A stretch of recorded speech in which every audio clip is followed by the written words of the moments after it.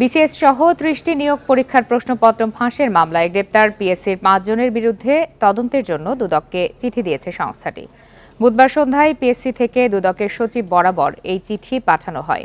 এই ৫ জন হলেন উপপরিচালক মোহাম্মদ আবু জাফর ও জাহাঙ্গীর আলম, সহকারী পরিচালক মোহাম্মদ আলমগীর কবির এবং পিএসসির কর্মচারী খলিলুর রহমান ও অফিস সহায়ক সাজেদুল ইসলাম। পিএসসির প্রশাসন শাখার সিনিয়র সহকারী সচিব জামিলা শবনম স্বাক্ষরিত চিঠিতে বলা হয়, রেলওয়ের উপসহকারী প্রকৌশলী পদের নিয়োগ পরীক্ষার প্রশ্ন অবৈধ উপায়ে সংগ্রহ, প্রকাশ এবং বিতরণ করেন তারা। দায়িত্বপ্রাপ্ত কর্মচারী হিসাবে অপরাধে জড়িত থাকার অভিযোগে কর্ম কমিশনের ৫ জন সহ অন্যান্যদের আসামি করে পল্টন থানায় মামলা করা হয়। এরই মধ্যে গ্রেপ্তার ৫ জন কারাগারে আছেন।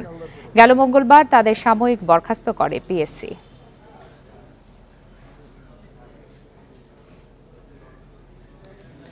প্রশ্ন ফাঁস বা অনিয়ম করে কেউ প্রশাসনে চাকরি পেয়ে থাকলে আইন অনুযায়ী ব্যবস্থা নেওয়ার হুঁশিয়ারি দিয়েছেন জনপ্রশাসন মন্ত্রী ফরহাদ হোসেন। দুপুরে সচিবালয়ে এই হুঁশিয়ারি দেন তিনি। জনপ্রশাসন মন্ত্রী বলেন, পিএসসি স্বাধীন প্রতিষ্ঠান, তারা প্রশ্ন ফাঁসকারীদের বিরুদ্ধে ব্যবস্থা নিচ্ছে। সেখানে মন্ত্রণালয়ের কেউ অনিয়ম করে প্রশাসনে চাকরি পেলে ব্যবস্থা নেবে সরকার। এক্ষেত্রে অভিযোগ প্রমাণ হতে হবে। গ্রেপ্তার সৈয়দ আবেদ আলী কোনো দলের হয়ে কারো নাম বলেছে কিনা, ষড়যন্ত্র করছে কিনা তা খতিয়ে দেখতে হবে। ফরহাদ হোসেন বলেন, আদালতের স্থিতাবস্থার কারণে কোটা বাতিলের নির্বাহী সিদ্ধান্ত বহাল আছে। পাশাপাশি বিষয়টি এখন আদালতের। এখানে আদালতের আদেশের বাইরে এখন নির্বাহী বিভাগের কিছুই করার নেই। জনদুর্ভোগ সৃষ্টি না করে আন্দোলনরত শিক্ষার্থীদের ক্লাসে ফেরা উচিত বলে মনে করেন জনপ্রশাসন মন্ত্রী। যদি কেউ সেটি করে থাকে, সততা বা প্রতারণার আশ্রয় নিয়ে থাকে, অবশ্যই সেটি ব্যবস্থা যেটি আসবে সেটি অবশ্যই চাকরিতে যারা নিযুক্ত হবেন সেক্ষেত্রে তো কিছু বিষয় রয়েছে এবং তারা যথাযথ প্রক্রিয়া অনুসরণ করেই কিন্তু চাকরিতে তাদেরকে আসতে হবে। বাংলাদেশ ও চীন আর্থিক নিয়ন্ত্রণে সহযোগিতা বাড়াতে সম্মত, পাশাপাশি দ্বিপাক্ষিক বাণিজ্যে বাড়াতে চায় স্থানীয় মুদ্রা নিষ্পত্তির ব্যবহার। প্রধানমন্ত্রীর চীন সফর শেষে যৌথ বিবৃতিতে কথা জানানো হয়েছে। এতে সরকারের পক্ষ থেকে চীনা ব্যাংকগুলোকে বাংলাদেশের শাখা স্থাপনের জন্য স্বাগত জানানো হয়েছে।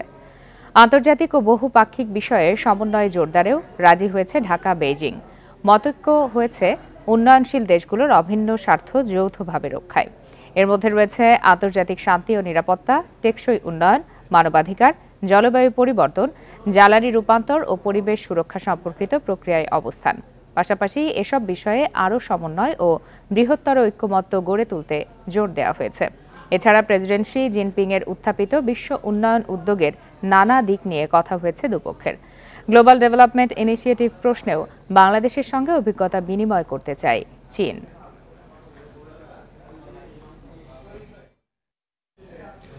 এর আগে প্রধানমন্ত্রী চীন সফরে মিলেছে ১৬০০ কোটি টাকার সহযোগিতার প্রতিশ্রুতি। এছাড়া অবকাঠামো উন্নয়নে ৪ ধরনের ঋণ সহায়তার আশ্বাসও দিয়েছে বেইজিং।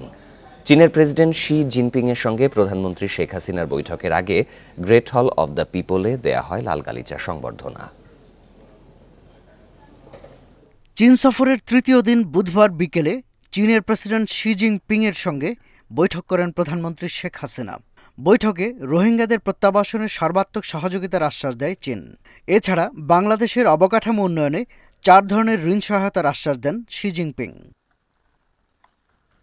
পায়রা বন্দর সহ দক্ষিণবঙ্গের অবকাঠামোগত উন্নয়নে সহায়তার কথাও জানান শি জিনপিং। এর আগে সকালে চীনের প্রধানমন্ত্রী লি কিয়াংয়ের সঙ্গে দ্বিপাক্ষিক বৈঠকের আগে গ্রেট হল অব দ্য পিপলে লালগালিচা সংবর্ধনা দেয়া হয় প্রধানমন্ত্রী শেখ হাসিনাকে। পরে তাঁকে গার্ড অব অনার দেয় চীনের সশস্ত্র বাহিনীর একটি চৌকস দল। প্রধানমন্ত্রী লি কিয়াংয়ের সঙ্গে দ্বিপাক্ষিক বৈঠক শেষে বাংলাদেশ ও চীন ২১টি সহযোগিতা নথিতে সই করে। এর মধ্যে ২টি সমঝোতা স্মারক নবায়ন ও আরও ৭টি উন্নয়ন প্রকল্পের ঘোষণা রয়েছে। এ সময় বাংলাদেশকে ১ বিলিয়ন ইউয়ান বা ১৬০০ কোটি টাকার সহযোগিতার অঙ্গীকার করেন চীনা প্রধানমন্ত্রী। অত্যন্ত আন্তরিকতাপূর্ণ পরিবেশে ফলপ্রসূ আলোচনা হয়েছে দীর্ঘ সময় ধরে এবং সমস্ত বিষয়গুলো নিয়ে আলোচনা হয়েছে এবং চীনের মাননীয় প্রধানমন্ত্রী বাংলাদেশকে ইকোনমিক অ্যাসিস্ট্যান্স দেওয়ার কথা ঘোষণা করেছেন এবং তিনি বলেছেন যে বাংলাদেশের সাথে সম্পর্ককে তারা অত্যন্ত মূল্য দেয়। বাংলাদেশ এবং চীনের সম্পর্ককে তিনি নতুন পর্যায়ে নিয়ে যাওয়ার অভিপ্রায় ব্যক্ত করেছেন। শি জিনপিং এবং লি কিয়াংয়ের সঙ্গে বৈঠকে আঞ্চলিক ও আন্তর্জাতিক বিষয়ের পাশাপাশি দ্বিপাক্ষিক বিষয়ে আলোচনা হয়। এতে রোহিঙ্গা সমস্যা, ব্যবসা বাণিজ্য ও উন্নয়নে সহযোগিতার মতো বিষয় প্রাধান্য পেয়েছে। শাহাদাত স্বপন, ইন্ডিপেন্ডেন্ট নিউজ, ঢাকা। 3 দিনের চীন সফর শেষে ঢাকায় ফিরেছেন প্রধানমন্ত্রী শেখ হাসিনা। রাত 12:30টার দিকে শাহজালাল আন্তর্জাতিক বিমানবন্দরে পৌঁছান তিনি। এর আগে স্থানীয় সময় রাত 10:05 বেইজিং ক্যাপিটাল আন্তর্জাতিক বিমানবন্দর থেকে রওনা হন। এবারের চীন সফরে প্রধানমন্ত্রী শেখ হাসিনা বৈঠক করেছেন দেশটির প্রেসিডেন্ট শি জিনপিং ও প্রধানমন্ত্রী লি ছিয়াংয়ের সাথে। পরে চীন বাংলাদেশকে 1600 কোটি টাকা সহযোগিতার প্রতিশ্রুতি দিয়েছে। এছাড়া অবকাঠামো উন্নয়নে 4 ধরনের ঋণ সহায়তারও আশ্বাস মিলেছে। পায়রা বন্দর সহ দক্ষিণবঙ্গের উন্নয়নে সহায়তার কথা জানিয়েছেন শি জিনপিং। বুধবার সকালে প্রধানমন্ত্রী শেখ হাসিনাকে লাল গালিচা সংবর্ধনা দেয়া হয়। পরে তাঁকে গার্ড অব অনার দেয় চীনা সশস্ত্র বাহিনীর একটি চৌকস দল। বিএনপি চেয়ারপারসন খালেদা জিয়ার শারীরিক অবস্থা স্থিতিশীল, তবে মেডিকেল বোর্ডের পরামর্শে তাকে আরও কয়েকদিন হাসপাতালে থাকতে হবে বলে জানিয়েছেন চিকিৎসকেরা। এছাড়া গতরাতে খালেদা জিয়ার সিটি স্ক্যান, ইসিজি, রক্তচাপ, ডায়াবেটিস সহ বেশ কিছু পরীক্ষা করা হয়। পরে চিকিৎসার পরবর্তী ধাপ নিয়ে বসে মেডিকেল বোর্ড। এতে যুক্তরাজ্যের চিকিৎসকরাও ভার্চুয়ালি যুক্ত হন। সোমবার ভোরে বুকে ব্যথা নিয়ে এভারকেয়ার হাসপাতালে ভর্তি হন খালেদা জিয়া। এর আগে 22 জুন ভর্তি হয়ে চিকিৎসা শেষে 2রা জুলাই বাসায় ফেরেন তিনি। 79 বছর বয়সী খালেদা জিয়া আর্থ্রাইটিস, হৃদরোগ, কিডনি, লিভার সহ নানা জটিলতায় ভুগছেন।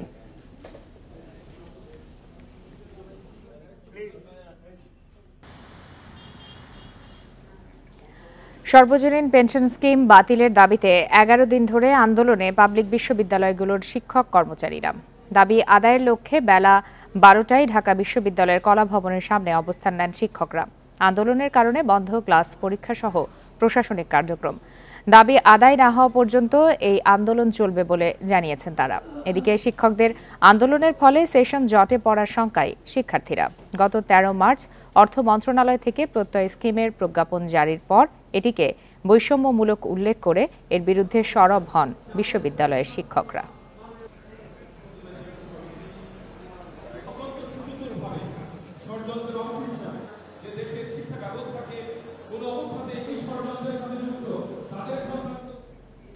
এই আন্দোলনের বিষয়ে আরো বিস্তারিত জানাতে এই মুহূর্তে ঢাকা বিশ্ববিদ্যালয় থেকে যোগ দিয়েছেন সহকর্মী নূরে আলম। নূরে আলম, 11 দিন ধরে এই যে আন্দোলন চলছে, এই বন্ধ থাকার ফলে ক্লাস বা শ্রেণীকক্ষে এবং প্রশাসনিক কার্যক্রমে কি ধরনের প্রভাব পড়েছে সেটি জানাবেন, এবং সেই সাথে আজকের আন্দোলনে শিক্ষকরা নতুন করে কি বক্তব্য দিচ্ছেন? নতুন করে তেমন কোনো বক্তব্য নেই। তারা বলছেন যে তাদের দাবি আদায় না হওয়া পর্যন্ত আন্দোলন কর্মসূচি চলবে। শিক্ষকরা সর্বজনীন পেনশন স্কিম বাতিলের দাবিতে 11 দিন ধরে কর্মবিরতি পালন করছেন। অন্যদিকে কোটা সংস্কারের দাবিতে শিক্ষার্থীরাও ক্লাস পরীক্ষা বর্জন করছেন। বলা চলে যে এই দুই আন্দোলনে দেশের সব পাবলিক বিশ্ববিদ্যালয়গুলোতে অচল অবস্থা বিরাজ করছে। সেই সঙ্গে সবচেয়ে বড় যে সমস্যাটি হচ্ছে শিক্ষক কর্মকর্তা কর্মচারীদের আন্দোলনের কারণে, সেটি হচ্ছে প্রশাসনিক সমস্যা। যেহেতু ক্লাস পরীক্ষা শিক্ষার্থীরা বর্জন করছেন, শিক্ষকরা বর্জন করছেন, কোনো পক্ষ আসলে ক্লাসে ফিরলেও ক্লাস সচল হওয়ার সুযোগ নেই। কিন্তু প্রশাসনিক কার্যক্রমে যে সমস্যাটি হচ্ছে, দূর দূরান্ত থেকে অনেকে তার সনদ তুলতে আসছেন কিন্তু সনদ তুলতে পারছেন না, কারণ কর্মকর্তা কর্মচারীদের কর্মবিরতি চলছে। অনেকে বিদেশে মাস্টার্স করতে যাবেন কিন্তু তিনি সনদ তুলতে পারছেন না। এরকম 2-3 জনের সাথে আমার কথা হয়েছে। তারা বিভিন্ন সরকারি চাকরি করে, এখন বিদেশে উচ্চশিক্ষার জন্য তারা যাবেন, তো সেখান থেকে ছুটি নিয়ে এসেছেন, এসে দেখেন যে আসলে প্রশাসনিক ভবনে কোনো কর্মকর্তা কর্মচারী নেই। তো এই অচল অবস্থা কতদিন চলবে সে বিষয়ে কেউ কোনো সদুত্তর দিতে পারছে না। আমরা দেখছি যে সরকারের যে নীতি নির্ধারণী পর্যায়ে, সেখান থেকেও শিক্ষকদের সাথে আনুষ্ঠানিকভাবে এখনো কোনো আলোচনা করা হয়নি। যদিও গত সপ্তাহে আওয়ামী লীগের সাধারণ সম্পাদক ওবায়দুল কাদেরের সাথে শিক্ষক নেতাদের একটি বৈঠক হওয়ার কথা ছিল। পরবর্তীতে সেই বৈঠকটি পদ্মা সেতু সংক্রান্ত সভার কারণে স্থগিত হয়ে যায়। এরপরে আর সে বিষয়ে কোনো অগ্রগতি নেই। আর এই অবস্থা কতদিন চলবে সেটির বিষয়ে সেটিও এখন পর্যন্ত পরিষ্কার না। শিক্ষকরা বলছেন যে এই প্রত্যয় স্কিম বাতিল হলে তারা ব্যাপক বৈষম্যের শিকার হবেন, অর্থাৎ যারা এই জুলাই মাস থেকে শিক্ষক কর্মকর্তা কর্মচারী হিসেবে বিশ্ববিদ্যালয়ে যোগ দিবেন তারা অনেক বৈষম্যের শিকার হবেন। তার মধ্যে রয়েছে যে বর্তমান যে পেনশন স্কিম, সেই পেনশন স্কিমে বেতন থেকে কোনো অংশ কেটে নেওয়া হয় না এই অবসর ভাতার জন্য, কিন্তু প্রত্যয় স্কিমে বেতন থেকে একটি নির্দিষ্ট অংশ কেটে নেওয়া হবে। সেই সঙ্গে 65 বছর পরে শিক্ষকরা একটি এককালীন টাকা পেয়ে থাকেন অবসরের পরে, পরবর্তীতে মাসে মাসে টাকা পান। আর এই প্রত্যয় স্কিমে এককালীন টাকা পাওয়ার কোনো সুযোগ নেই। মূলত এই নানাবিধ বিষয়গুলো সামনে এনে শিক্ষকরা বলছেন এটি বৈষম্যমূলক, এবং যেখানে সর্বজনীন পেনশন বলা হচ্ছে সেই সর্বজনীন পেনশন স্কিমে সরকারি কর্মকর্তা কর্মচারী সবার জন্য সমান হতে হবে। তো এই দাবিতেই তারা আন্দোলন করছেন। তো এই আন্দোলন কতদিন চলবে, কবে সমস্যা নিরসন হবে সেটি এখন পর্যন্ত বলা যাচ্ছে না। নুর আলম, আপনাকে ধন্যবাদ।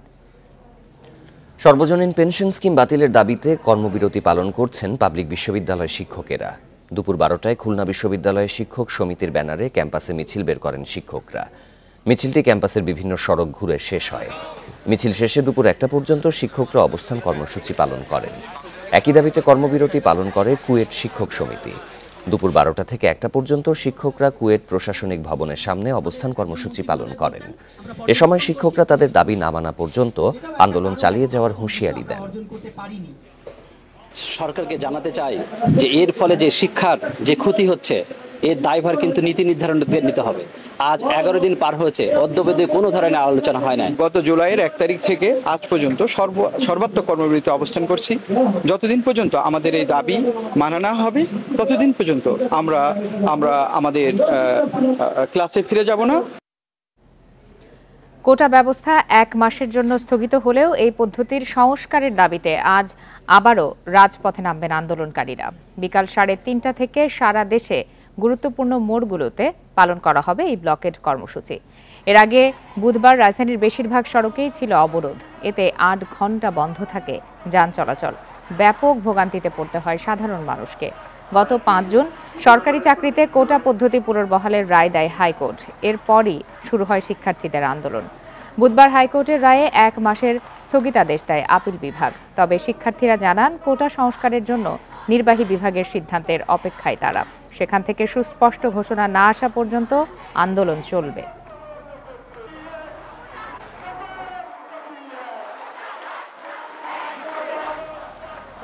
কোটা আন্দোলনকারীদের জন্য আদালতের দরজা সবসময় খোলা বলে জানিয়েছেন প্রধান বিচারপতি ওবায়দুল হাসান। সকালে আপিল বিভাগে একটি মামলার শুনানিতে সিনিয়র আইনজীবীদের উদ্দেশ্যে কথা বলেন তিনি। এ সময় প্রধান বিচারপতি কোটা নিয়ে যারা আন্দোলন করছেন তারা কেন নির্বাহী বিভাগের কথা বলে তা নিয়ে প্রশ্ন তোলেন। বলেন নির্বাহী বিভাগের যে কোনো সিদ্ধান্ত আদালতে চ্যালেঞ্জ হতে পারে। পরে তিনি বলেন কোটা আন্দোলনকারীরা তাদের দাবিগুলো আইনজীবীদের মাধ্যমে তুলে ধরতে পারেন, আদালত সেটি গুরুত্ব সহকারে শুনবে। এক পর্যায়ে প্রধান বিচারপতি ব্যারিস্টার রুহুল কুদ্দুস কাজলকে যারা কোটা নিয়ে আন্দোলন করছে তাদের বোঝানোর পরামর্শ দেন। পরে তিনি বলেন দুর্নীতি দুর্নীতি, তা প্রধান বিচারপতি করুক কিংবা পিয়ন যেই করুক না কেন তা দূর করতে হবে।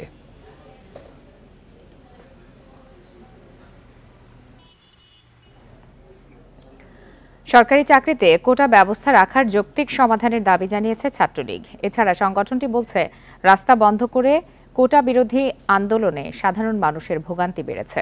দুপুরে ঢাকা বিশ্ববিদ্যালয়ের মধুর ক্যান্টিনে সংবাদ সম্মেলনে এসব কথা বলেন ছাত্রলীগের সভাপতি সাদ্দাম হোসাইন। তিনি আরও বলেন উচ্চ আদালতে সরকারের আইনজীবীরা কোটা পুনর্বহালের জন্য কাজ করছেন। প্রধানমন্ত্রী শেখ হাসিনার প্রতি আস্থা রেখে স্বাভাবিক আইনগত প্রক্রিয়ায় কোটা সংক্রান্ত জটিলতার যৌক্তিক সমাধান হবে বলে আশা প্রকাশ করেন তিনি। আন্দোলনকারীদের সব রকম বিশৃঙ্খলাপূর্ণ কর্মকাণ্ড থেকে বিরত থাকার আহ্বান জানিয়ে সাদ্দাম হোসাইন বলেন কোটা সংস্কার চেয়ে রাস্তা বন্ধ করে আন্দোলন করা সমীচীন নয়, এতে সাধারণ মানুষের ব্যাপক ভোগান্তি হচ্ছে। আজকে বাংলাদেশের ছাত্র সমাজ কোটা ইস্যুতে যে বক্তব্যগুলো নিয়ে এসেছে, সাধারণ শিক্ষার্থীরা যে ধরনের যৌক্তিক কথাগুলো বলেছে, সাধারণ শিক্ষার্থীদের তরফ থেকে যে উচ্চারণগুলো এসেছে, সাধারণ শিক্ষার্থীরা যে সংস্কারের প্রক্রিয়ার কথা বলেছে, বাংলাদেশ ছাত্রলীগের পক্ষ থেকে আমরা তাকে সংবেদনশীলভাবে গ্রহণ করি। কোটা বিরোধী আন্দোলনের কারণে সম্প্রতি ঢাকা কলেজ ছাত্রদল নেতা আতিকুর রহমান রাসেলকে গুম করা হয়েছে বলে দাবি করেছে জাতীয়তাবাদী ছাত্রদল। বৃহস্পতিবার নয়াপল্টনে বিএনপির কেন্দ্রীয় কার্যালয়ে সংবাদ সম্মেলনে সংগঠন নেতারা এই অভিযোগ করেন। তারা আরও দাবি করেন কোটা বিরোধী আন্দোলনে ভয়ভীতি দেখাতে তাদের গ্রেপ্তার ও গুম করা হচ্ছে। নেতারা আরও বলেন, চলমান কোটা সংস্কার আন্দোলন সম্পূর্ণ যৌক্তিক বলেই এই আন্দোলনে ছাত্রদল সক্রিয়ভাবে যুক্ত রয়েছে। এছাড়া মেধার ভিত্তিতে নিয়োগ ও মূল্যায়ন কার্যকরে সরকারের প্রতি আহ্বান জানান ছাত্রদল নেতারা। এই ঢাকা কলেজ ছাত্রদলের ১ নং সহসভাপতি রাসেলকে গুম করার মাধ্যমে হয়তোবা এই চলমান যে কোটা বিরোধী আন্দোলন চলছে সেখানে ছাত্রদলকে ভয়ভীতি দেখানো এই বিষয়টি থাকতে পারে। এখন যে আন্দোলন চলছে সেই আন্দোলনে আমরা সমর্থন দিচ্ছি। আমাদের যারা বিভিন্ন ইউনিটের আমাদের সাধারণ শিক্ষার্থীরা রয়েছে তারা অবশ্যই আন্দোলনে যুক্ত হতে পারে এবং রয়েছে। রাস্তা বন্ধ করে কোটা বিরোধী আন্দোলন করলে আইন অনুযায়ী ব্যবস্থা নেবে ঢাকা মেট্রোপলিটন পুলিশ। জনগণের চলাচল নির্বিঘ্ন রাখতে আজ পুলিশ কঠোর অবস্থানে যাবে বলেও জানিয়েছেন ডিএমপির অতিরিক্ত commissioner crime and operations doctor খ মহিউদ্দিন। দুপুরে মিন্টো রোডের ডিএমপি মিডিয়া সেন্টারে সমসাময়িক বিভিন্ন গুরুত্বপূর্ণ ইস্যু ও আইন শৃঙ্খলা পরিস্থিতি সম্পর্কে এক সংবাদ সম্মেলনে কথা বলেন তিনি। হাইকোর্টের রায়ের পর আন্দোলনের কোনো যৌক্তিকতা নেই বলেও মনে করেন ডিএমপির অতিরিক্ত কমিশনার। একই সাথে জনদুর্ভোগ সৃষ্টি হয় এমন কর্মসূচি পালন না করতে অনুরোধ জানায় ডিএমপি। আমরা অবশ্যই বদ্ধপরিকর, শুধুমাত্র যারা আন্দোলন করে ঢাকা মেট্রোপলিটন পুলিশ তো শুধু তাদের নয়, তাদের তো বাধ্যবাধকতা সকলের কাছে, আমাদের জবাবদিহিতা কিন্তু সকলের কাছে। যারা আন্দোলন করে তাদের রাইটসকে যেমন তারা অনুশীলন করতে চায়, সেই সাথে যাদের প্রতিবন্ধকতা তৈরি করছে তাদের তো রাইটস আছে, সেই রাইটসগুলোও কিন্তু আমাদেরকে এনশিওর করতে হবে। অর্থ আত্মসাতের অভিযোগে দুদকের মামলা বাতিল চেয়ে ডক্টর ইউনূসের হাইকোর্টে করা আবেদনের শুনানি হবে আজ। বিচারপতি মোহাম্মদ নজরুল ইসলাম তালুকদার ও বিচারপতি কাজী ইবাদত হোসেনের হাইকোর্ট বেঞ্চে দুদকের আইনজীবী আজ শুনানি করবেন। এর আগে বুধবার এই মামলায় ডক্টর ইউনূসের আইনজীবীর শুনানি শেষ হয়। গত 12 জুন এই মামলায় ডক্টর ইউনূস সহ 14 জনের বিরুদ্ধে অভিযোগ গঠন করে ঢাকার বিশেষ জজ আদালত 4। সাক্ষ্য গ্রহণের জন্য 15 জুলাই দিন ধার্য রয়েছে। পরে সোমবার অভিযোগ গঠনের আদেশ নিয়ে প্রশ্ন তুলে মামলার কার্যধারা বাতিল চেয়ে হাইকোর্টে ডক্টর ইউনূস সহ গ্রামীণ টেলিকমের শীর্ষ 7 কর্মকর্তা আবেদনটি করেন। গত বছরের 30 মে গ্রামীণ টেলিকমের শ্রমিক কর্মচারীদের কল্যাণ তহবিলের 25 কোটি 22 লাখ টাকা আত্মসাতের অভিযোগে ডক্টর ইউনূস সহ 13 জনের বিরুদ্ধে মামলা করে দুদক।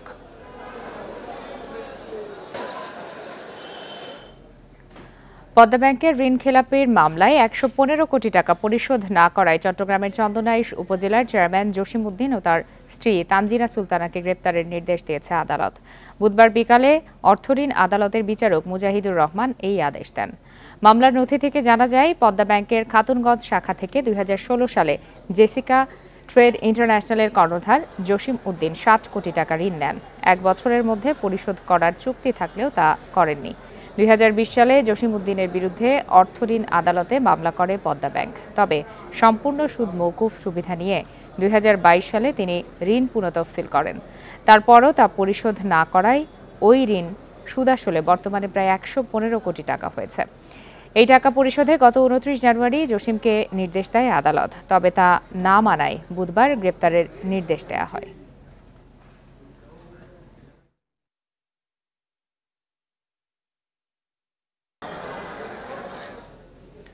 পুরান ঢাকার মিরনজিল্লা হরিজন পল্লীতে উচ্ছেদের ওপর স্থিতাবস্থা বহাল রেখেছে আপিল বিভাগ। ফলে বিষয়টি হাইকোর্টে মীমাংসা না হওয়া পর্যন্ত উচ্ছেদ কার্যক্রম চালাতে পারবে না ঢাকা দক্ষিণ সিটি কর্পোরেশন। বৃহস্পতিবার এই আদেশ দেন প্রধান বিচারপতির নেতৃত্বাধীন পূর্ণাঙ্গ আপিল বেঞ্চ। একই সাথে 2 মাসের মধ্যে হাইকোর্টের দেয়া রুল নিষ্পত্তিরও আদেশ দেয়া হয়েছে। এর আগে 13 জুন এক রিট আবেদনের প্রেক্ষিতে উচ্ছেদ কার্যক্রম স্থগিত করে হাইকোর্ট। পাশাপাশি কোনো নোটিশ ছাড়া মিরনজিল্লা পল্লীতে উচ্ছেদ পরিচালনা কেন অবৈধ ঘোষণা করা হবে না জানতে চেয়ে রুল জারি করা হয়। কিন্তু বুধবার আবার উচ্ছেদের চেষ্টা করে ঢাকা দক্ষিণ সিটি কর্পোরেশন। এই বিষয়ে হাইকোর্টে আদালত অবমাননার মামলা দায়ের করতে বলেছে আপিল বিভাগ।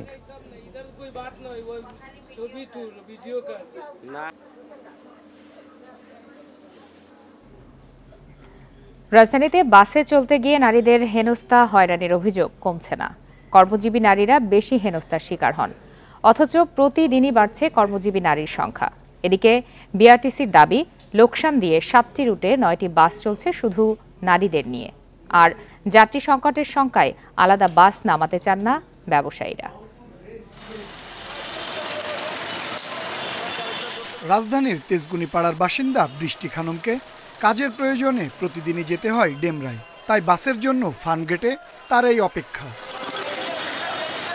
বাস আসে বাস যায়, কিন্তু তাতে চড়া যেন যুদ্ধ। নারীদের বাস থাকলে একটা নির্দিষ্ট সিট থাকবে বাসে, এটা আমাদের জন্য খুবই দরকার, যে সিটে বসে আমরা সেফলি যেতে পারবো। বিআরটি এর পরিসংখ্যান বলছে প্রতিদিন রাজধানীতে সরকারি বেসরকারি প্রায় 4500 বাস চলে, তবে এর মধ্যে শুধু নারীদের জন্য নির্ধারিত বাস খুবই কম। সিট তো নেই, মেয়েদের দাঁড়ানোর মতো একটা জায়গা নেই, মানুষ পায় না, এটা একটা অবান্তর কথা, এটা আসলে ঠিক না। বিশ্লেষকরা বলছেন গণপরিবহনে হয়রানির শিকার হন 94% নারী, তাই সরকারি ও বেসরকারিভাবে আলাদা বাস নামানোর তাগিদ তাদের। সেগুলো কিন্তু সব রুটে চলাফেরা করে না এখন। তাহলে আমি মনে করি যে ঢাকা শহরে যদি অন্তত আপনার নারীর জন্য প্রায় 100টা গাড়ি থাকা উচিত। তবে বাস মালিকদের দাবি নারী যাত্রী কম থাকায় আলাদা বাস চালানো সম্ভব না। যাত্রী স্বল্পতার কারণে কোনো পরিবহন ব্যবসায়ী এখানে সেবা দিতে আসবে না। ইনভেস্টটা যদি আমার লসের খাতায় রাখতে হয়, তাইলে এখানে হয় সরকার দায়িত্ব নিতে হবে। বিআরটিসি জানিয়েছে নারীদের জন্য লোকসান দিয়ে হলেও সপ্তাহে 5 দিন 7টি রুটে চালানো হচ্ছে 9টি বাস। মহিলা কিন্তু ক্যাপাসিটি যে আমার যা আছে সে অনুযায়ী আমরা পাচ্ছি না, এটা কিন্তু আমাদের কিন্তু লস। 65% 70% যাত্রী যদি আমরা পাই, তাহলে আমরা মহিলা সার্ভিস আমার 20টা 30টা গাড়ি দেওয়া আগামী নভেম্বর ডিসেম্বর মাসে কোনো সমস্যা হবে না। 1998 সালে চালু হয় বিআরটিসির নারী বাস সার্ভিস। 2018 সালে বেসরকারি বাস দোলনচাপা যাত্রা শুরু করলেও এখন দেখা যায় না। আনোয়ার সাদাত নূর, ইন্ডিপেন্ডেন্ট নিউজ, ঢাকা। রোগীর অস্ত্রোপচারের জন্য যন্ত্র আনার কথা বলে টাকা দাবির অভিযোগ উঠেছে ফরিদপুর মেডিকেলের এক চিকিৎসকের বিরুদ্ধে। এর মধ্যে রোগীর অবস্থা বিবেচনায় 28,000 টাকা দেওয়ার দাবি করেছেন স্বজনেরা, তবে বাকি টাকার জন্য চাপ দেওয়ার অভিযোগ তুলছেন তারা। এছাড়া জেলা প্রশাসকের কাছে অভিযোগের পর রোগীকে হাসপাতাল ছাড়ার নির্দেশ দেওয়ার অভিযোগ উঠেছে কর্তৃপক্ষের বিরুদ্ধে। পেটের টিউমারের অস্ত্রোপচারের জন্য 22 জুন ফরিদপুরে বঙ্গবন্ধু শেখ মুজিব মেডিকেল কলেজ হাসপাতালে ভর্তি করা হয় মাগুরার আরিয়াকান্দি গ্রামের লালমতি বেগমকে। স্বজনদের অভিযোগ, অস্ত্রোপচারের আগের দিন ঢাকা থেকে জরুরি ভিত্তিতে একটি যন্ত্র আনা প্রয়োজন জানিয়ে তাদের কাছে 50,000 টাকা দাবি করেন চিকিৎসক। মায়ের চিকিৎসার কথা চিন্তা করে 28,000 টাকা জোগাড় করে দেন লালমতি বেগমের ছেলে। স্বজনদের অভিযোগ, অস্ত্রোপচারের পর চিকিৎসক বাকি টাকার জন্য চাপ দিতে শুরু করেন, নানাভাবে হেনস্থাও করা হয় তাদের।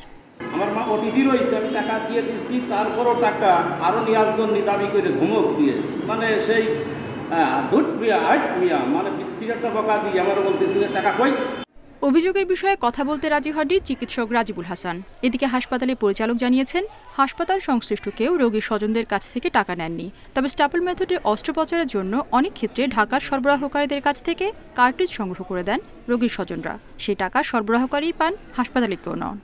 পরিচয় করাই দিই রোগীর লোকের সাথে, রোগীর লোক ওনার সাথে কথাবার্তা বলে যেভাবে পারে যতটুকু টাকা দিয়ে পারে, যেটা দিয়ে ওরা যেটা মূল্য নেয় সেভাবেই তারা টাকাটা দেয়।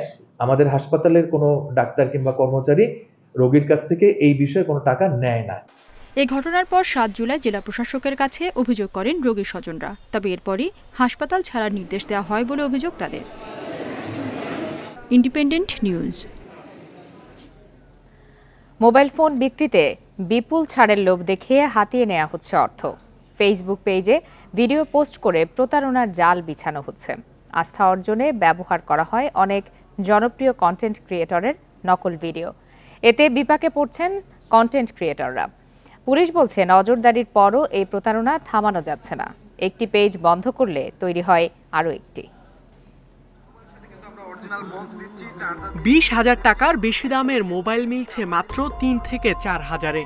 ফেসবুক স্ক্রল করলে প্রায় এমন বিজ্ঞাপন আসে, এমনকি ফ্ল্যাগশিপ ফোনও অফার করা হয় নামমাত্র দামে। বেশিরভাগ ভিডিওতে একই বিক্রেতার ছবি দেখা যায়, তবে ভিন্ন ভিন্ন পেজে দেয়া হয় বিজ্ঞাপন। যোগাযোগের জন্য দেয়া হয় মোবাইল নম্বরও আলাদা। এমন পোস্টে ভিউ লাখ লাখ, শেয়ারও শত শত। ভুয়া আইডি থেকে কমেন্ট করে অনেকে মোবাইল পাওয়ার দাবিও করেন। ক্রেতা সেজে ফোন দিলে বলা হয় ডেলিভারি চার্জ বাবদ দিতে হবে অগ্রিম 500 টাকার বেশি।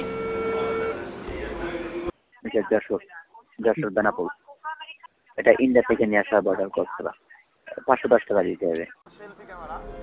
সাইফুল ইসলাম নামে এক ভুক্তভোগী ব্যক্তি জানান, ডেলিভারি চার্জ বাবদ টাকা পাঠানোর পর নানা অজুহাতে আরও টাকা চাওয়া হয়।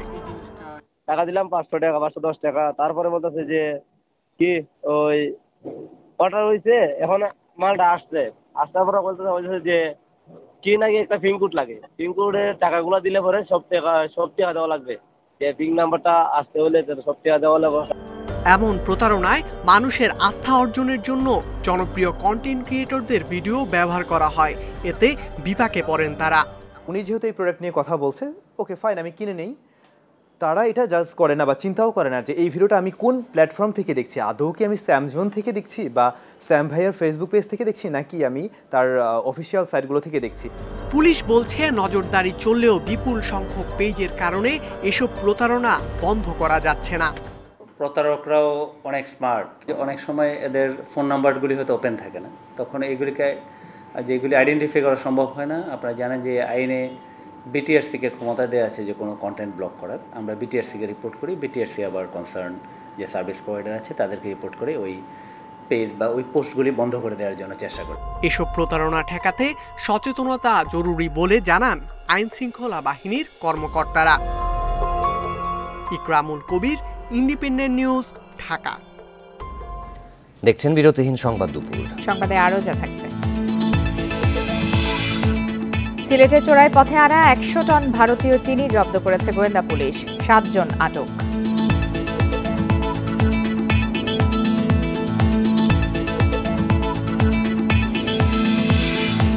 উজানে ঢালো ভারী বৃষ্টিতে বিভিন্ন জেলায় আবারও বাড়ছে নদ নদীর পানি, আতঙ্কে বন্যাপ্রবণ এলাকার বাসিন্দারা।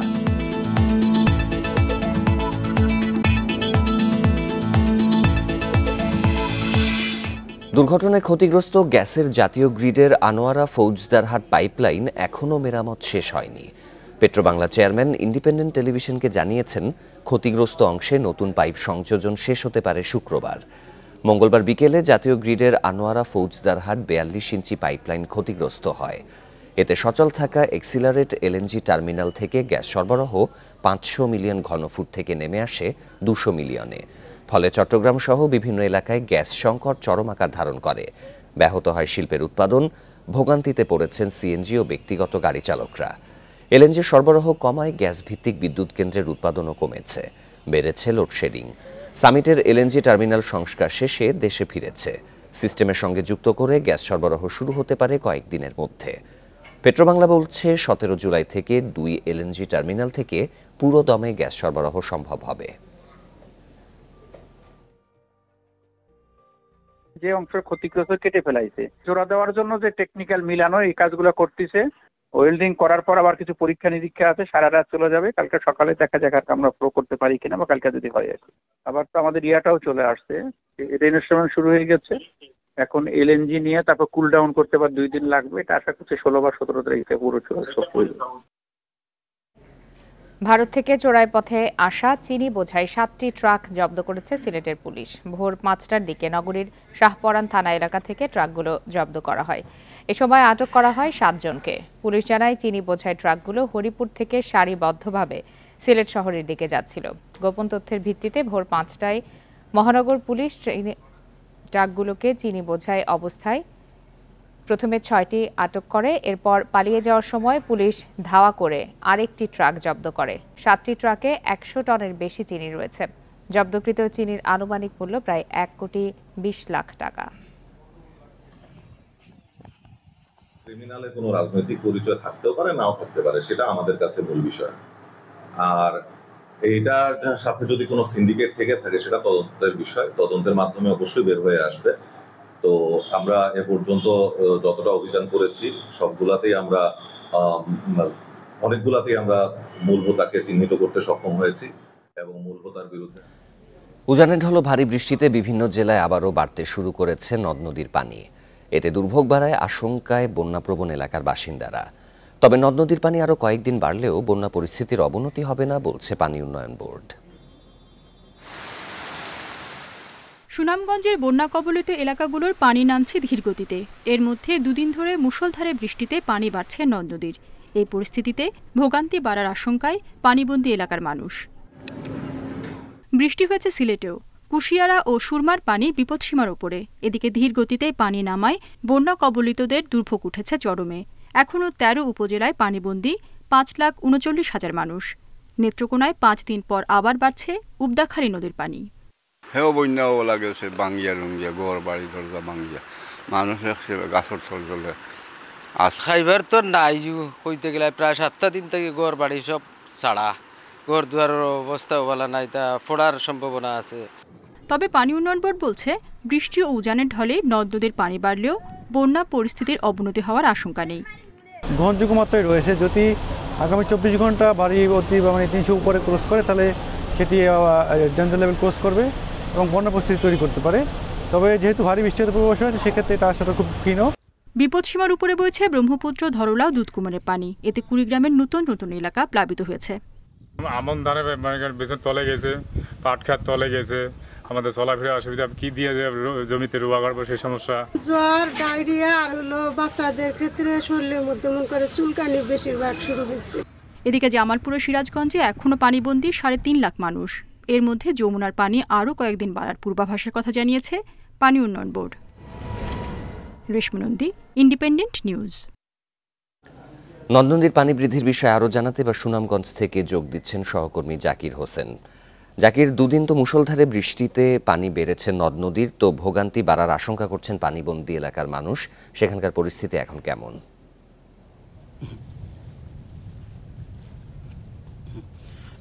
দেখুন, গত দুদিন যাবৎ সুনামগঞ্জে মুষলধারে বৃষ্টি হচ্ছে। সুনামগঞ্জের পাশাপাশি চেরাপুঞ্জিতে ৩১০ মিলিমিটার বৃষ্টিপাত হয়েছে, যার ফলে সুনামগঞ্জের নদ নদী সহ হাওর অঞ্চলে পানি বৃদ্ধি অব্যাহত আছে। তো এই পানি অব্যাহত থাকতে পারে বলে জানিয়েছেন পানি উন্নয়ন বোর্ড।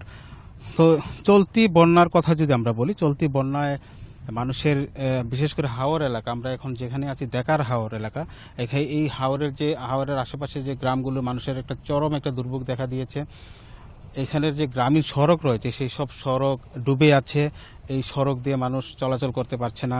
বিশেষ করে আমরা এখানে একটা ইসলামপুর গ্রাম রয়েছে, এই গ্রামে বসতভিটা, কাঁচা বসতভিটা একেবারে নষ্ট হয়ে গেছে। গোখাদ্য নিয়ে মানুষ একটা চরম দুশ্চিন্তায় পড়েছে। আপনাকে যদি একটু দেখাই, একজন এই ইসলামপুর গ্রামেরই একজন কৃষক, তিনি তার গোখাদ্য যে বৈশাখ মাসে যে খাদ্য রেখেছিল গরু এবং ছাগলের জন্য, সেই সব বন্যার পানিতে ভেসে যাওয়ার ফলে কিন্তু তিনি একটা চরম একটি বিপাকে পড়েছেন। তার 6টি গৃহপালিত পশু রয়েছে, সেই 6টি গৃহপালিত পশুর জন্য এখন হাওরের মধ্য থেকেই কিন্তু কচুরিপানা কেটে নিয়ে যাচ্ছে। তাতেও কিন্তু পোষাবে কিনা এমন একটা সন্দেহ। এরকম সারা জেলার পরিস্থিতি যদি বলি, কিছুক্ষণ আগে জেলা প্রশাসনের পক্ষ থেকে আমাদেরকে জানানো হয়েছে জেলার প্রায় 23,000 কাঁচা ঘরবাড়ি বিধ্বস্ত হয়েছে। তো এইসব যেসব কাঁচা ঘরবাড়ি বিধ্বস্ত হয়েছে, সেসব কাঁচা ঘরবাড়ি যদি প্রশাসন এবং সরকার যদি সহায়তা না করে, তারা আবারও যে ঘুরে দাঁড়াবে এটা কোনো সাধ্য নেই, কারণ সবই হচ্ছে নির্ময়ের মানুষ। তো এই ছিল আমার কাছে সুনামগঞ্জের বন্যা পরিস্থিতি সর্বশেষ। বন্যা পরিস্থিতির খবর জানাতে সুনামগঞ্জ থেকে যোগ দিয়েছিলেন সহকর্মী জাকির হোসেন। কক্সবাজারে অতিবৃষ্টি, পাহাড়ি ঢলে নিচু এলাকা প্লাবিত হয়েছে। ভারী বৃষ্টিতে ভোরে 2টি আলাদা স্থানে পাহাড় ধসে মারা গেছেন এক নারী ও এক শিশু। মধ্যরাত থেকে ভারী বৃষ্টি শুরু হয় কক্সবাজারে। সকাল পর্যন্ত 94 মিলিমিটার বৃষ্টিপাত রেকর্ড করেছে আবহাওয়া অফিস। এতে কক্সবাজার শহরের হোটেল মোটেল জোন সহ শহরের অধিকাংশ এলাকায় পানি প্রবেশ করেছে। জেলার 9 উপজেলার নিচু এলাকাও প্লাবিত হয়েছে। এদিকে ভোরে পৌরসভায় 2টি আলাদা স্থানে পাহাড় ধসে দক্ষিণ রুমালিয়ার ছড়ার জামিলা আক্তার নামের এক গৃহবধূ ও শিকদার বাজার এলাকার 10 বছরের শিশু মোহাম্মদ হাসান মারা গেছে। এছাড়াও অতি বৃষ্টির কারণে পাহাড় ধসের আশঙ্কায় ঝুঁকিপূর্ণ বাসস্থান থেকে বাসিন্দাদের সরে যাওয়ার নির্দেশ দিয়েছে প্রশাসন।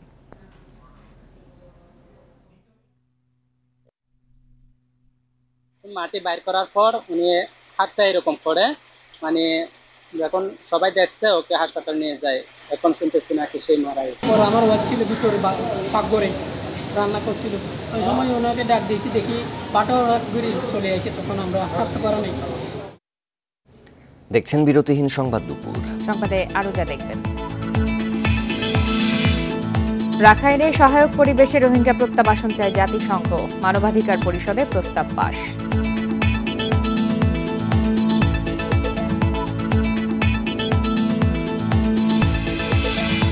উরুগুয়েকে হারিয়ে কোপার ফাইনালে কলম্বিয়া, নেদারল্যান্ডসকে হারিয়ে ইউরোর ফাইনালে ইংল্যান্ড।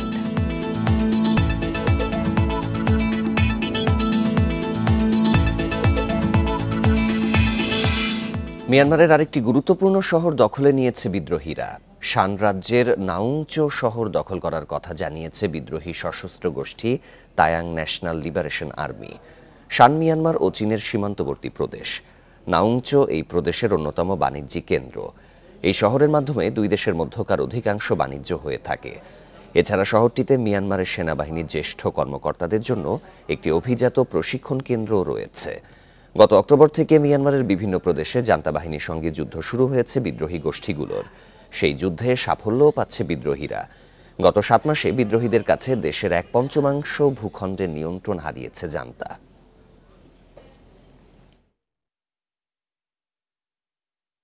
এই ছিল বিরতিহীন সংবাদ দুপুরে। ইন্ডিপেন্ডেন্ট টেলিভিশনের সব খবরের আরও বিস্তারিত জানতে চোখ রাখুন ফেসবুক, ইউটিউব আর এক্সে। ধন্যবাদ সবাইকে।